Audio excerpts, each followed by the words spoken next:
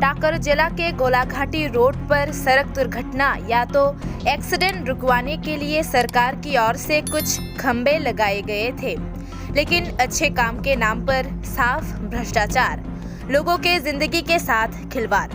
Footage पर आप खुद अपनी आंखों से देख सकते हैं कि कितना निम्न गुणवत्ता का काम खुमचा क्षेत्र के सड़क पर हुआ है। स्थानीय लोगों ने इसे स्थापित करने वाले सरकार तक इस खबर को पहुंचाने का अनुरोध किया। ओमो ताकरजला गोलाघाटी रोड एक्सीडेंट इंया जातमैनाय रमानी ओमो नुखांखन नरबुसी माखाना लामा गानावो ओमो ताबो खुमचाक गानावो गोलाघाटी ताकरजला रोड थांखो खुमचाक गानावो हांखे साइनसाइमानो एबा दयरामपारा स्कुल गानावो अब एकदम बारा साका कायरेखम तोमा एक्सीडेंट कातरि माने बो न्यूज रिपोर्टरक ओमोनो